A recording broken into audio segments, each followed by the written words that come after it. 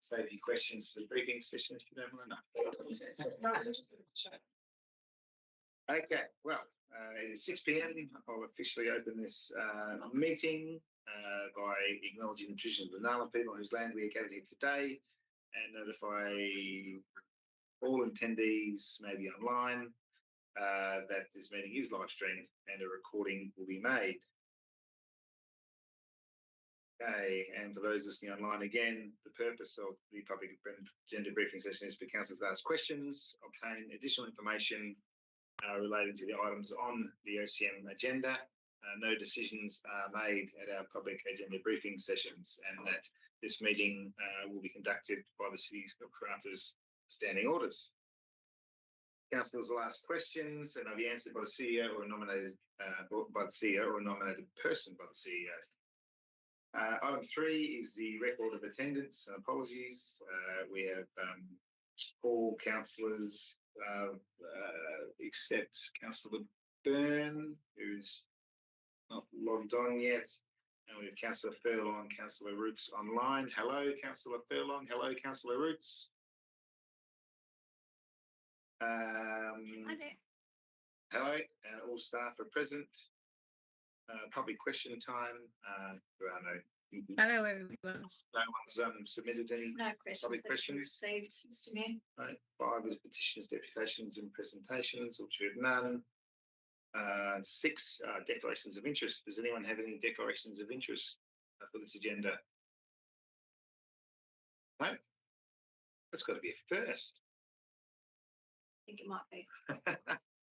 Right. Well, if something comes to mind, just let us know as through the meeting or next week. Confirmation of minutes. We'll go through next week. 8 is announcements by a person presiding without discussion, and that is the meetings that I attended last month. I do have to make a note though to be amended. I was not at the meeting with the Honourable Susan Lay and Melissa Price. Yeah. That was the CEO and Deputy Mayor at the time, yeah. Councillor Gillam. Yeah. And also the ABC interview for carbon emissions. I don't recall doing that one. Did we ever see staff? Did anyone staff member do that one? I'll double check our records. Thanks, Mr. Mayor. Okay, but otherwise, I was at all of those. All the other ones. All the other ones. Yeah. Okay. 9 is the corporate and commercial reports with 9.1 being statements for period ended 30th of September 2025. With the officer's recommendation and I just seen that actually, the noting as well, because we skipped through it before, but Councillor Gillam has requested a leave of absence next month. It just hasn't appeared on our agenda tonight. Thanks, so that can be noted. 9.1, the officer's recommendation to receive the financial statements for 30 September 2025 is shown through attachments 1 to 4. Are there any questions from our statements, councillors? Mr. Mayor, again, finances are tracking well. This afternoon, I participated in the audit review, a little bit more about the audit. I just wanted to know if I put a question on notice around with our investments, and obviously we have a policy that would say where we invest our money, obviously into one of the big 4 banks and so forth. Has that policy been reviewed in a while? Yeah, we'll take that on notice. Yeah, so thanks, Councillor. We'll just have a look at how our audit's running. Yeah. Our perspective as council, have reviewed our policy, we can be updated. Yeah. So, Councillor, I think we have an audit risk and improvement committee meeting next week. So perhaps if we include that in general business on that meeting, yeah. And then that will then feed through into the council meeting process. Sounds good. Thank you. Hey, any other questions? Now, reports, financial. Councillor Roots. Thanks, Mr. Mayor. Not on this item, but since we spoke about Councillor Gillam, I don't think from memory in our briefings that we do have the item because it's addressed in our OCM. But if we are making note of requests for leave at our OCM. I will be requesting to have December. I'll be fulfilling our council duties at the Karratha Primary end of year celebrations there. Okay. Good. Well, the question is, when we do, It had to be approved the last OCM, doesn't it? not for Councillor Roots can put up. Oh, because it's December, yeah. So next, You're right. to add that to the agenda. Yep. Yeah, so I think if I'm understanding, Councillor Roots is saying that she won't be in attendance at the December meeting because she'll be performing duties as a councillor to attend some end of year school activities. Does that then require a leave of absence if she's undertaking city duties? My suggestion would be that she should, because there's a regulatory threshold in terms of approved and unapproved meetings, so of meeting absences. So my suggestion to Councillor Roots and Council is that that's actually addressed as a leave of absence formally through the meeting next week. All right, we'll make note of That's what we've done. Yeah. Yeah, we'll make note of that, Councillor Roots. So we're running through the agenda proper next week. I'll be recalled to say, not have to make you ask, I guess.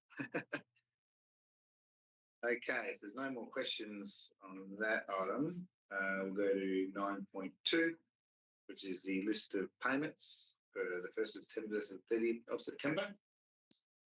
With the officer's recommendation on page 17, that council received a list of payments totaling $12.3 million as detailed in attachments 1, 2 and 3.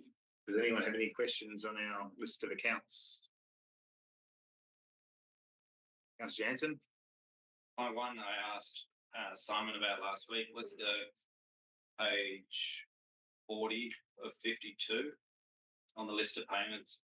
It was $33,377.07 to install a new smokers hut at the airport. Oh, yes. Just wanted clarification that it was supply and install, not install only. Yeah, through the chair, I can confirm that supply and install. And then just sort of wanted to relate back to, is that sort of installation that's been installed there suitable for bus stops as well? Because back in May, a question was asked regarding the 16 million that was proposed for 90, it was suggested 91 bus stops, but the city clarified 105 bus stops, which equated to 150,000 per seat and shelter. Now, if that's the case, Yes. can we install these other ones for 33,000 versus 150,000?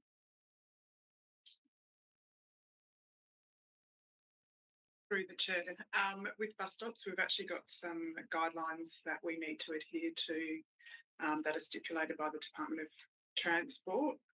So there are additional considerations that go into installing bus shelters, which results in the increased cost. 4 times the amount. Through the chair, that the estimate that was provided as part of that report was based on bus shelters that had been installed previously.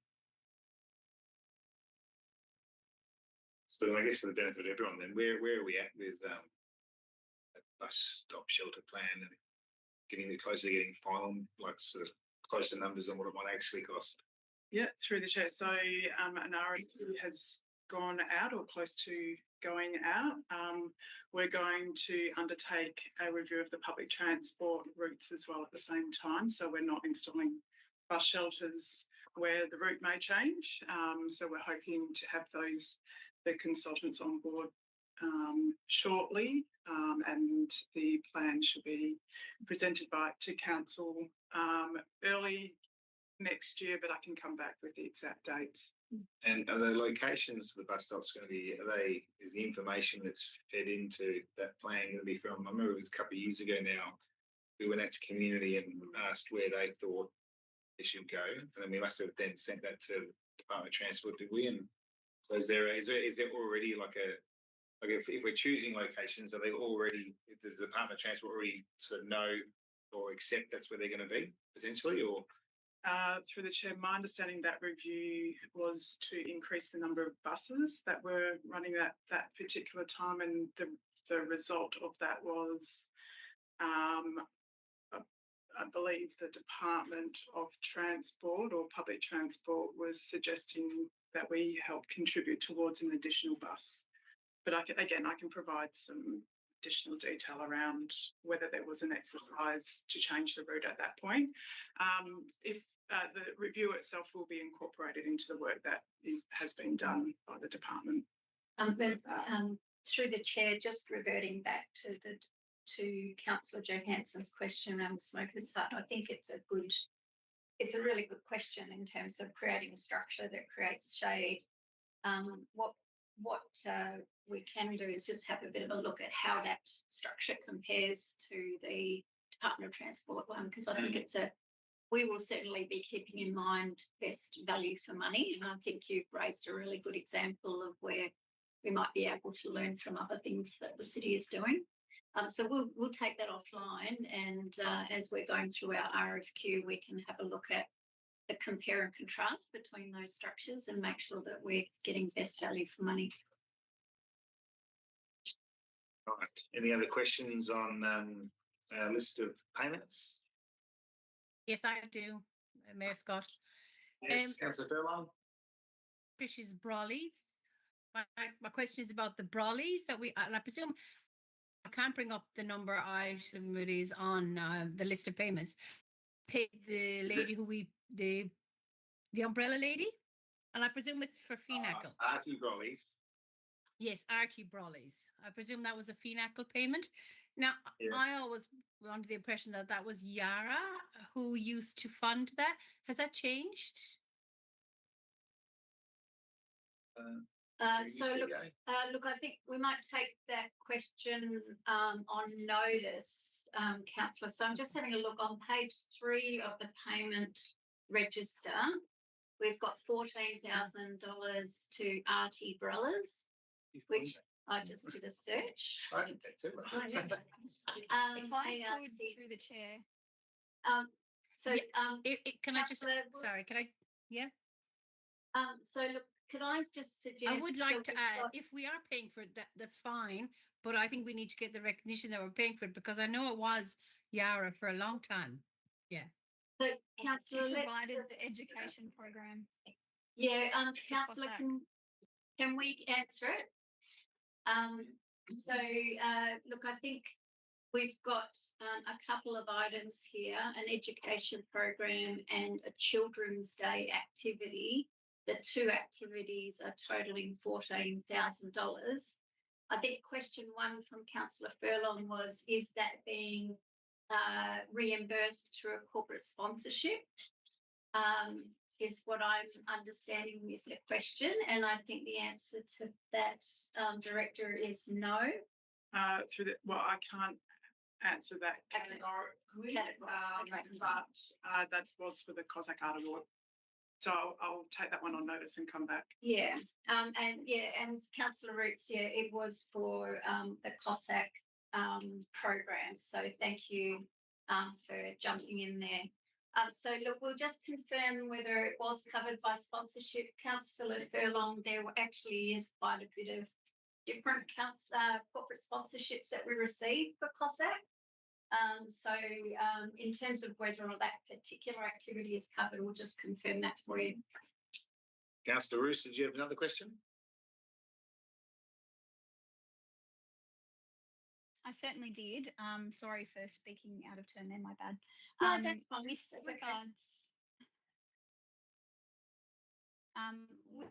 regards to, there's a for our light that we provide for community at Bulgara Oval and the Old KC car park. I know in the past there's been a lot of work to the lighting to make it more efficient, but I see it's quite a substantial amount that we pay. And I noticed that in the most recent month, there has been the lights on all the way through the night. And I suppose I just wanted to ask, considering the amount that we pay regularly on those, has there been something happening for the lights to be on overnight at Bulgara Oval and? Yeah. I'm not sure whether any of the directors are aware of why the lights might be on all night. That seems unusual to me. Okay. And Through the chair, it could be an issue with the program, but again, I'll need to take that one on. yeah, so councillor, can we take that one on notice? Oftentimes these lights are programmed, so it could actually indicate there's a problem there. So let's take that one offline and we'll have a look into that for you. Certainly, thank you. Any other questions on the list of payments? Councillor Jansen? I'm guessing we just act as a transfer agent for the Cossack Art Awards, do we? Or are we buying a shit ton of stuff? Like there's all these payments for like Cossack Art Award sales, Cossack Art Award sales. We got a lot of art displayed somewhere that we don't know about. I don't know, Director, if you want to answer this, but councillor's mentioning a number of different payments for artworks relating to the Cossack Art Awards. Yes, through the chair, that would be the payments to the artists where artworks were sold. Yeah, so we receive the money and then That's correct. Take your point though, we do all of that. Yes. We could start a gallery. that's what I wonder if it was starting something. Yeah. But to open a gallery, you need the art first, right? Right. Any other questions on list of payments? No. Okay. Moving on to 9.3, which is the investments for period ended 30th of September 2025. For council to receive the investment report. Are there any questions on our investment activities?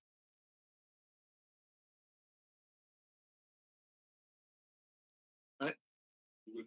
Other than, or just a question that's been coming to me, just so everyone in the room understands and gets clarification of our divestment strategy for the quarter. Is that coming up to us next month? Yes, I believe so. I'm just Take that. yeah, it is planned. Let me confirm which meeting it's coming to. Yeah. Okay. All right. Any other questions for anyone? All right. 10 is our community experience reports, with 10.1 being the Point Samson entry statement final concept design, of which we have a presentation. Certainly do. Okay, come to the stage.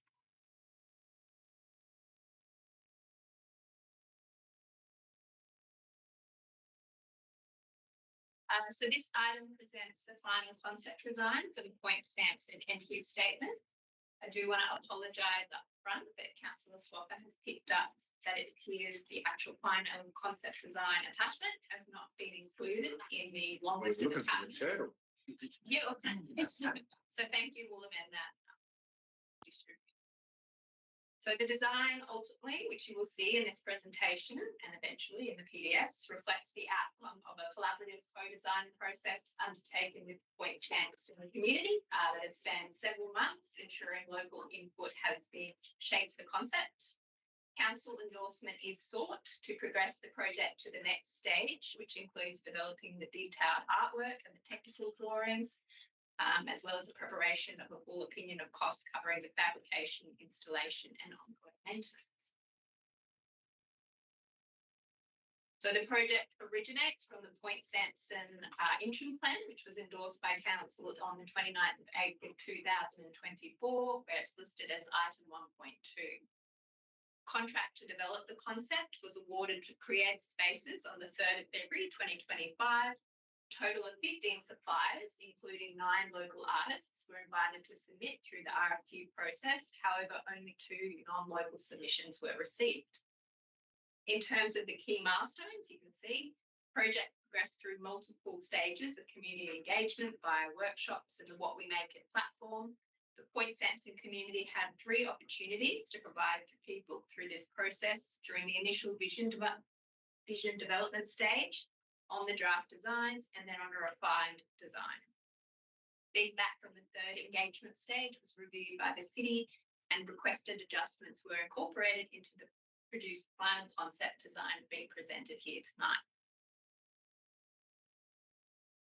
So to recap, these are the three initial draft concepts that were developed following the first workshop. In stage 2, these draft concepts were presented for community feedback and voting, with concept 1, which is confusingly the middle option, being preferred for its wave motive and more marine elements. In stage 3, this concept 1 was progressed and refined based on this feedback and included adding a whale tail and barramundi, also removing the jetty and incorporating dual naming, which is what you see to your right. The refined design was presented to the community and council in August with feedback emphasising at this session the need for more colour variation from the blues, additional and more marine elements, and some textual placement adjustments. So the final concept, which you will see in the pack, which we update, integrates the community feedback, delivering a welcoming sign that reflects Point Sampson's relaxed coastal character and celebrates marine life, aligning with the vision that was established in the first workshop.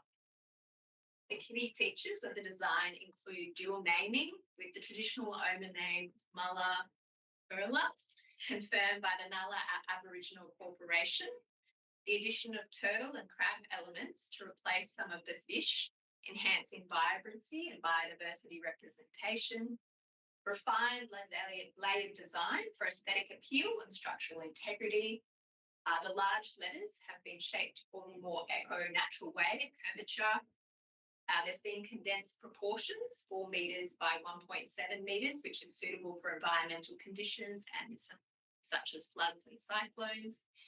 And the materials you see include power-coated aluminium, perforated aluminium, and a checker plate, with the colours selected from available powder coat ranges. Overall, the administration is confident this design will provide a meaningful landmark that reflects the unique spirit of the community and the landmark it inhabits. So it's recommended that council receive and endorse the final concept design. If endorsed, the administration will progress to detailed design, including the full opinion of cost, the fabrication and installation, which will be presented at the February Ordinary Council meeting next year. Fabrication and installation are planned for completion before the end of the financial year. Thank you. Thank you, Kate. Does anyone have any questions on this item? Councillor Swalpa, do you have a question? I do have a question, Mr. Mayor.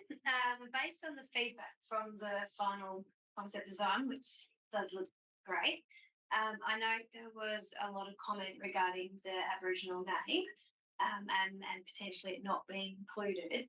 I'm wondering if there's a way in which we can create that connection for people, and as no disrespect, you stumbled on how to pronounce the name, is whether or not we could have a look at adding some, interpretation or pronunciation of that name to the sign to allow people to connect better with it, or a QR code which then could potentially take people to find out further information.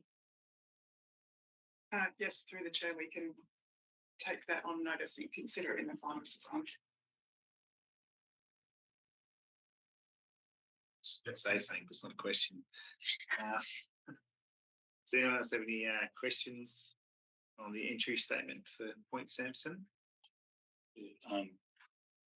Love the idea, and I think Councillor Swaff just raised around the fact of the interpretation stuff. As you come into Point Sampson, there's an information bay. I did notice the other day I stopped and looked, and it has been sort of redone. Maybe there's a room there for an interpretation, a QR code or something that could add to the value of the slide. That's an idea. We're doing through the chair. Through the chair, just to answer your question there will be an information, there is a project to look at updating on signage and the information bay itself, so we'll ensure it's incorporated into it. Yeah. Councillor Roots, you have a question? Thank you. it's always good to get creative and turn it into a question. I just wanted to thank Councillor Swaffer that there's quite an obvious disconnect between substantial feedback from our community and what actually has been collated in the report. So I suppose that's something that I just was a little bit concerned about. I know that it's a really important part of our strategic community plan to respect and look after Aboriginal culture and heritage. But the feedback from the community is quite overwhelmingly rejective of that, I suppose.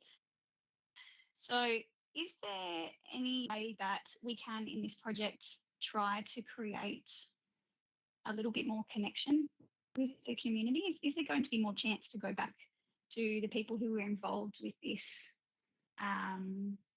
prior to it coming back to council? Yes, through the chair, I think that was identified through the engagement process that we would need to work with community to provide information. It was understood, I guess, from the engagement that the feedback was provided on the current context of Point Sampson as it is today and the general residential makeup. But I think we have a very rich history and an ancient history that we can tell and I guess explore with the community. And I think we'll see that come through with the place planning and enhancement plan that is developed and under development at the moment. Beautiful, that sounds great. Thank you, Director. Okay, any other questions on the community entry statement? No? Thank you, Kate. All right, next on our list is development service reports. 11.1, the new local planning policy, DP 26 of no presentation this one. All right, so the officer's recommendation is on page 34, and that is the council in accordance with clause 4 of schedule 2 part 2 of the planning and development regulations 2015. 1, proceed to adopt the local planning policy DP 26 requirements for local planning scheme amendments as advertised, and 2, authorise the chief executive officer to publish a notice of the local planning policy on the city's website.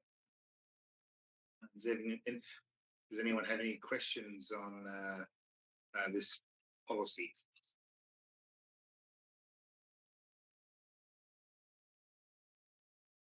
No?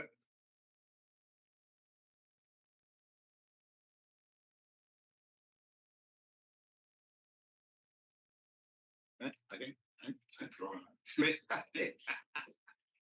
That's the No questions.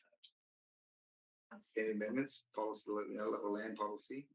What we are doing is getting ahead of the curve, right? Yes.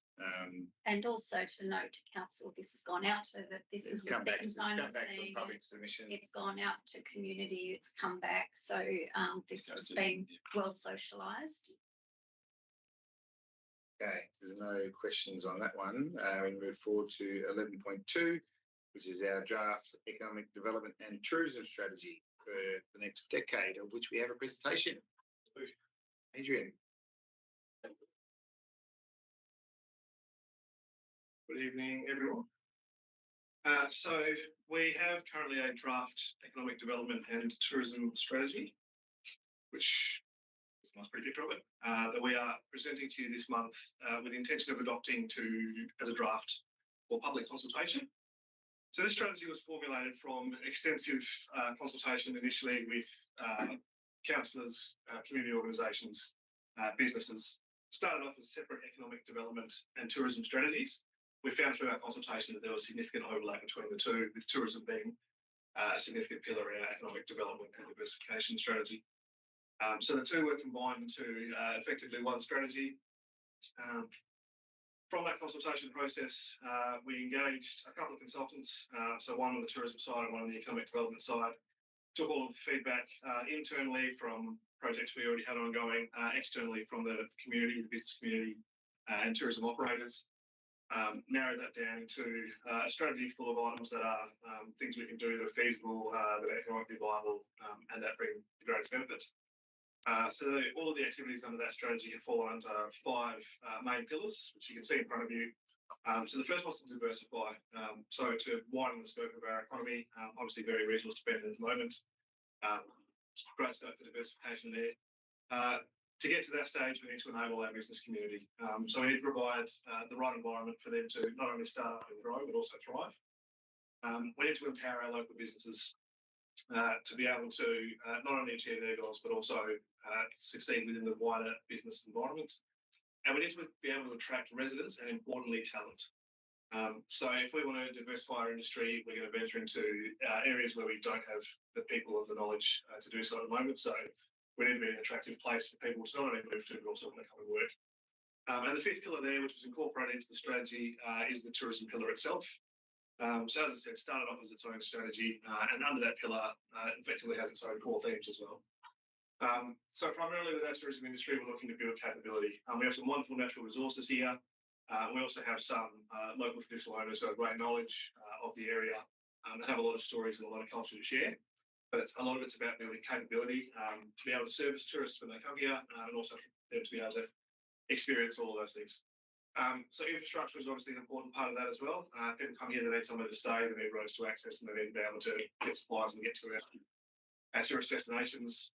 Product development is the 3rd theme there, so that's obviously really important. It's great having natural resources, but we need a tourism product around that for people to be able to experience. Visitor servicing is the one element of this that we do at the moment, and that's through our Karratha Tourism and Visitor Centre. And then a destination identity or a destination marketing campaign, just to position ourselves as what we are as a tourist destination. So those are the core themes, core pillars of our economic development and tourism strategy. What we're seeking this month is for Council to adopt that as a draft plan, take it out for public consultation. So a whole range of engagement activities planned. There's 2 elements to the consultation. One is to share it widely amongst the community for any feedback. Primarily the purpose of public engagement is to go back to those who we consulted with in drafting the strategy in the first place, essentially close the loop out with them. So make sure that the strategy reflects their wishes and their intentions and what they thought it would be when they first came to us.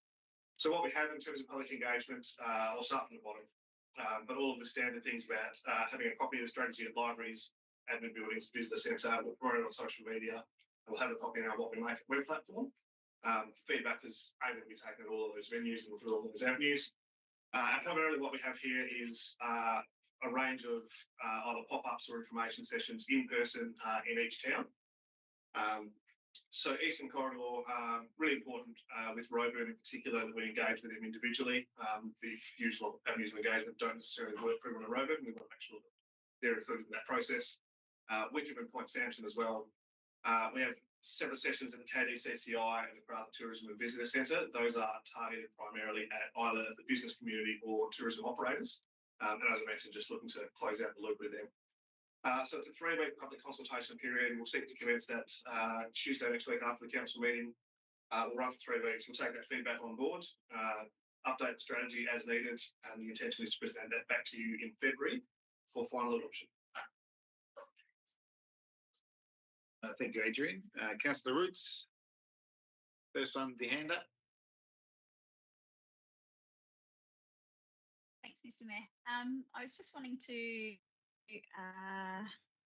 firstly say how for this to hopefully go out for consultation, and you for all of your work, Adrian.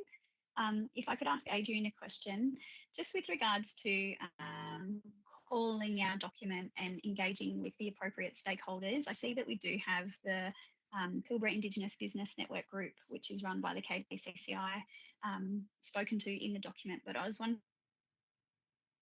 if we are able to Indigenous-led, let's say, so there is a Pavia group. I'm not too sure if you've come across them yet, but would we be able to work with them as well as the KDCCI arms that are in town? Absolutely, yeah. So in addition to obviously the pictures there and the groups that we listed were just a snapshot of who we engage with. So there's about 120 organisations that we have specifically invited to individual sessions, but also notified of all of the sessions. So I'm not sure if Kalliara Group is one of those. I will go back and check. But absolutely, any individual entity or organisation, we are able to reach out to directly and seek their feedback on the document. Wonderful. And Adrian, is the idea to close the loop on all of those 120 organisations you reached out to? As much as possible, yeah. So we've obviously reached out to them if they don't see the need. But you will try and close the loop with them all. Because I know that Australia's Northwest, for example, was here last week and they were involved in it. So presume they're giving feedback on the document. And, they've been involved with the drafting of it, but they have a copy of the draft document already. So I would hope that they will provide some level of feedback. Yeah, through the chair, Adrian and I met with them last week and we provided them with the draft copy to provide feedback. So that's all happening.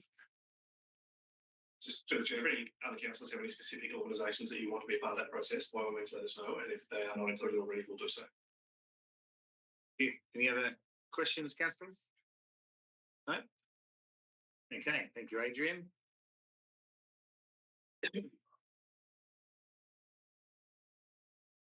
Three. Okay, on 3 is the lot 7078 Sharp Avenue hotel development request for proposals, of which we have a presentation. It's still there. That's all right. Yeah. That was my cue. When he doesn't sit down, you know what's going on.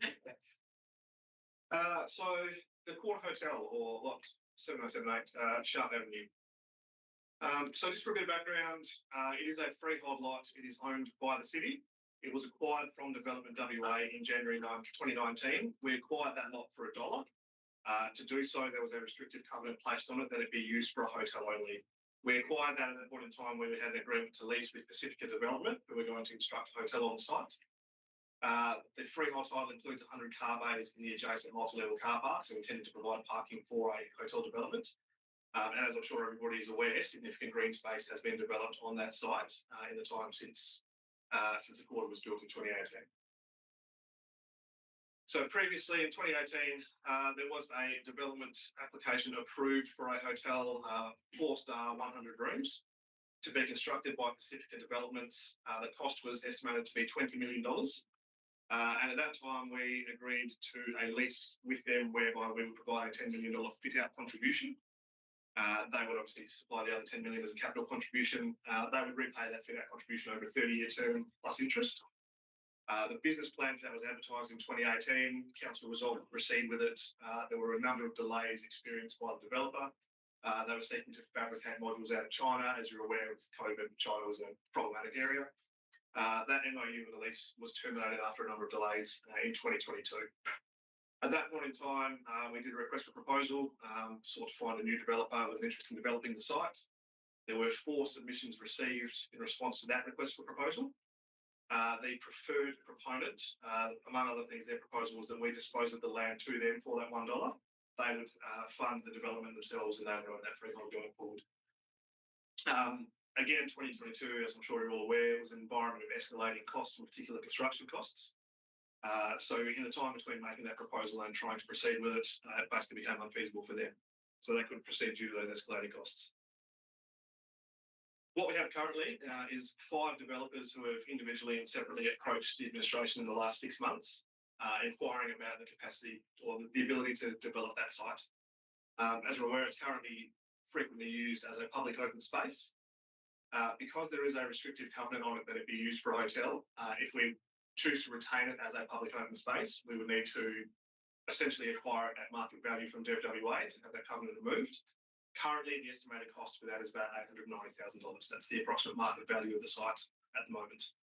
And just for a bit of context in the current situation, the Walgoo site across from the Redbeth Arts Precinct, there was a period of time where council was seeking to develop that site. We've since moved on from that.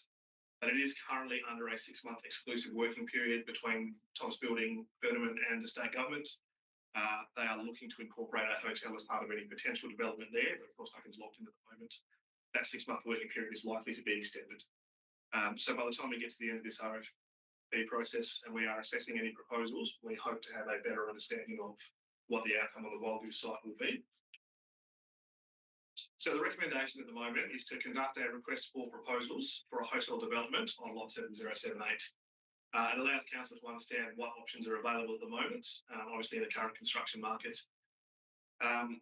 We are advising, or we're recommending that we leave flexibility for the proponents to suggest optimal site outcomes. So rather than us dictate the location of the site or the amount of space to be used, leave it to the market to see what works for them. We do have the ability to specify certain key requirements. So one being potentially that a required development standard, so a minimum of 4 staff, for example. And the other option we do have is that we can specify the retention of some green space. The important thing to note about this process is that it is non-binding. So it gives us the ability to see what is available on the market, what the options are for developing that site. Doesn't lock us into anything. As I say, by the time we go to assess these, hopefully we'll have more information on the Wellview site. The council can make a really informed decision about how we utilise that site and how we best develop our town centre. That's it. Thank you, Adrian. Okay, any questions, councillors, on the RFP for hotel development? I have one question. Councillor Swaffer. We had previously discussed a public toilet going in that area. Yes. So I'm just wondering how that's going to continue to progress, or if it's going to be included as a part of that project. Through the chair, I'd suggest, firstly, the intention is to bring a report to council in December that deals with the preferred location for a toilet block in the CBD. And as councillors have previously been presented, one of the options or preferred option does look at lot 7078.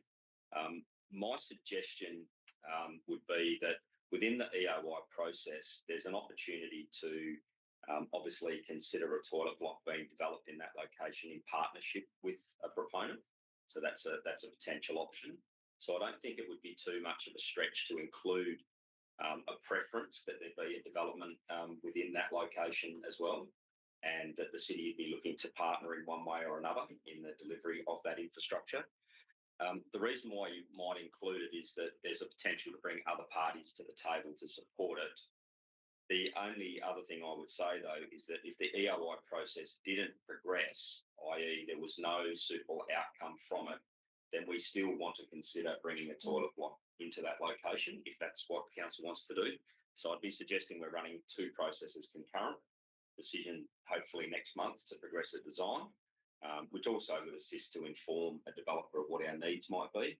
But in the EOI, just to clearly explain that we may have a preference for a toilet block to be developed within that proximity, and to potentially include that within a proposal. Thank you. Any other questions?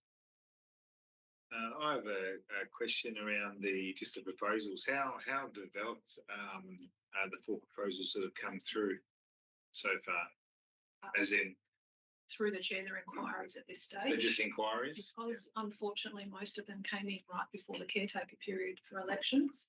We weren't in a position to give them a solid undertaking of how we could progress. So we've got a number of developers waiting in the wings for this RFP process. We weren't in a position, given that we had several come in at roughly the same time frame, to give them an exclusive working agreement. We thought it was best to run through this process, make it really transparent and accountable, and see who comes back and is prepared to develop up a more solid proposal. Yeah. So just so everyone's clear, not just here, but if there are people watching online, that we've received interest, but this is a more formal way of dealing with the proponents on what it is that the information they need to make an informed decision on providing us with an idea of what they propose to do there. Right. Any other questions? No. Thank you, Adrian. Thank you. Okay. 11.4 is the reserved road name register, which the officers have a recommendation on page 47, and there's a council endorsed list of road names on the reserved road name register, including attachment 1. And 2, council requests the CEO to include an action in the city's reconciliation action plan currently under development to undertake consultation with Ngalama Aboriginal Corporation and the community to expand the list to include culturally inclusive names that are representative of the full history of this region. Does anyone have any questions? Noting that no, you cannot put your name forward yet. I would like to ask a question, please, Mr. Yes, Councillor Harris. This is a great idea. I like, to have a list of names.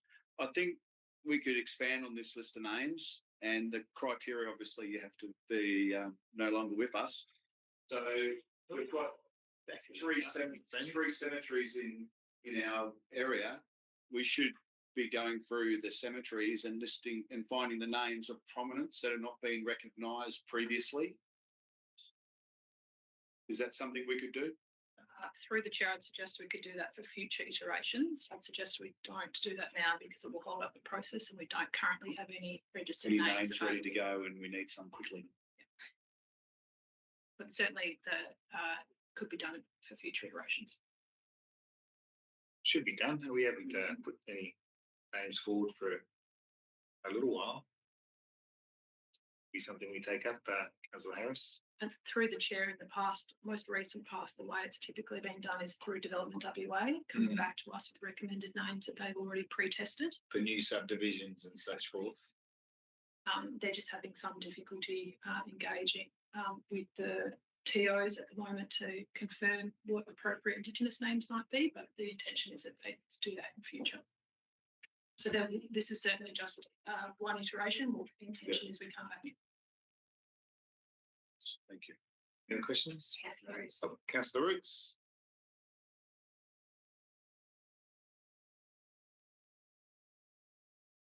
Thanks, Mr. Mayor. If I could just find out, well, firstly, I just really comment that I love the proactive nature of this, and I think it's fantastic to be able to streamline processes for building the city.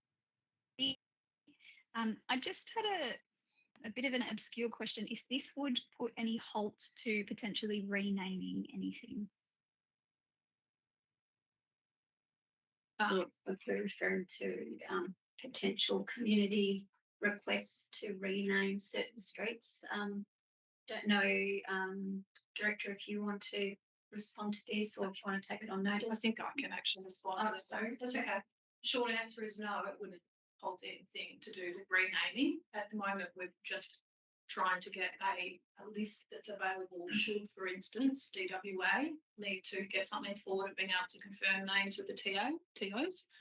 But we're aware that there are some local community groups looking at potential renaming, I think in Roban in particular. We're happy to work with those parties towards ensuring that any names they might suggest are suitable under the Geographic Naming Committee conventions and can be added to future lists that come before council. Beautiful. Thank you. Yeah, Councillor, if I could just add to that, and I 100% agree with what the Director said. We're aware that there is a sentiment there, so it's something that we have got in mind for place planning and more detailed on the ground actions with community. So it's very much front of mind to look at some of those requests. Okay. Thank you. Any other questions? I was just going to see if that was a typo, if it's correct that the Duringo or Dorigo, if it's if we're calling it Rigo. yeah, but there's Ringo. Through the chair, I'm happy to confirm and update the attachment. All right. I'm not sure I'd want to be in a street called Lumpa. Any other questions on this item? No. Okay, moving on to 12 and 12.1, so projects and infrastructure reports. 12.1, the playground revitalisation for Brolga Park and the Leisureplex, the tender outcome. With the officer's recommendation on page 51, and that is that council will accept the tender submitted by Four Park Proprietary Limited as the most advantageous tender to form a contract based on the assessment of the compliance criteria, the quality criteria, and pricing structures offered under RFT 47. And 2, authorise the CEO to execute a contract with Four Park, subject to any variations of line nature. And 3, approve by absolute majority a budget amendment to increase the 25-26 budget by $250,000 to be funded from the infrastructure reserves as follows in the table below, of which there is a presentation for.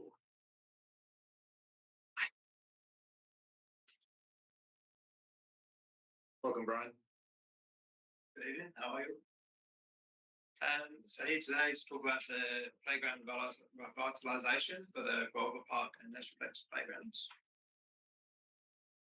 So we went out to done some extensive community engagement through previous playgrounds. We've been out to the Karratha Awards doing Children's Day out there. We've reviewed the community survey results, and we look to the reported apps when we get complaints about playgrounds or suggestions. It's got ourselves a bit of a database, which is a bit of a starting point. So with these two playgrounds, we then went through the What We Make It platform. We proposed 3 options made up of the suggestions from the community on other playgrounds. We were looking for really inclusive and accessible play spaces across all ages. And then looking for safer environments for children and families is our overall aim of playgrounds, so giving them a better option than what's currently there. And additional softball coverage. The rubber softball is something that we're constantly getting requests for instead of having the sand and the mulch. So addressing community concerns as well, things that get hidden in the sand, such as your needles and glass and things like that. It's also a good thing for our maintenance as well. It's a lot easier to clean the rubber surface than it is to sit through the sand. So for maintenance, it's a lot easier for us to clean it and react to complaints and vandalism and things like that. Looking for modern equipment. So the 2 playgrounds are under shade, so they're existing shade already, and they will remain. So the equipment is basically a retrofit of the old and bringing in the new. There's some landscaping that goes with that as well, with some retaining walls and things like that as well. Design highlights is its all abilities play equipment. The expanded softball is at Brolga. There isn't currently any rubber softball, so that's going to be rubber softball through there. And then at Leisurepex, there is some rubber softball, but that's going to expand as well to suit the playground. And the Brolga Park playground, there is an opportunity to the south to expand the playground out a little bit into the garden bed. So that's getting a bit slightly bigger playground as well. Got some pictures of the concept design. So at the Brolga Park, we've been able to have a bit of a senior and junior playground. Currently, it's only really a junior playground there. And so swings, not really much there. So it's expanding that whole area, which is great. And then the Leisurepex is giving a lot of different variety of the platform there as well. So it can be utilised right next to the oval, which is great. Some benefits. So yeah, we're really looking to be safer, cleaner, more inclusive play spaces than currently with the access with the rubber softball. Enhanced community satisfaction is what our overall aim is. Consistent design, quality across our city playgrounds. So over the last couple of years, we've been consistently looking to be more inclusive, provide more rubber softball, and listening more of the community and what they're asking for in the playgrounds. We had an original budget of 400,000 allocated. We budgeted it as 200,000 each, which was slightly under what our estimations were. We did go to our design and riff that brief, but it came back a bit higher than expected, and that's why we're here tonight. Next Monday, asking for that budget to be increased to 650 under the council charging vote. And it'll be awarded to 4Park, who is a previous supplier and installer of other playgrounds. Just recently, the Tanbury Park and Churchway playgrounds, which were completed in the last month or so. Thank you, Brian. Any questions, councillors, on this item? Yes, councillor. Is the current playground equipment end of life, or can it be reused, or would it normally be reused somewhere else in the city? So with our renewal program, we tend to replace them before they get to end of life, become problematic. As far as being repurposed, we don't recommend it because it is coming to end of life. And when you install a playground somewhere else, it has to be audited by an independent playground advisor, and that can be quite costly. So it's not quite simple as just moving it from one location to another. Sadly, we do get that request quite often, and that's sort of our standard response. Okay, cool. Thank you. Any other questions? Brian, I note that there's a low interruption to the community, 4 to 6 weeks. So if this if your budget is approved and it is awarded, when does the community? When's the likely outcome of these playgrounds to be completed by? Just is this a Christmas story or? No, it'll be in April, May. Oh, But yeah. so we demo the playground the week before they start the work. So essentially how we go. So we try and minimise that disruption. Yeah. Okay. All right. So we're looking to approve it, and around April, May next year, the job should be done. Yeah, we'll go. And through the chair, just to point out in the manager's presentation and to thank them for being proactive, what's coming through in the community survey is definitely requests from the community to swap out sand for the softball model, and particularly with people's concerns about disposal of sharps and things like that. This is the team have picked up that feedback from the community and they're building it into their plans immediately. So I just want to commend them for their listening to the community and actually making these changes at the same time that they're doing their renewal program for the playground. Thank you, CEO. Good point. Right. Any other questions? Yes. No, thanks, Brian. All right.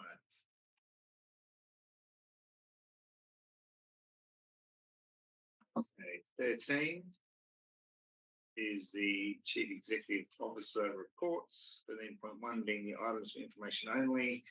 The officer's recommendation to note following information items. That is the community experience update for September, the concessions on fees for the city facilities, the development services update for September, the record of tender outcome under delegation for minor works, which were the reticulation services. And then also we have attached there a confidential item, which is the development compliance update. Are there any questions on any of these reports, councillors?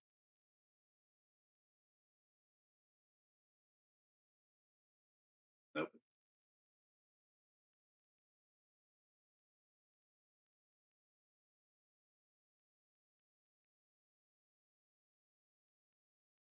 Forward then, where are we?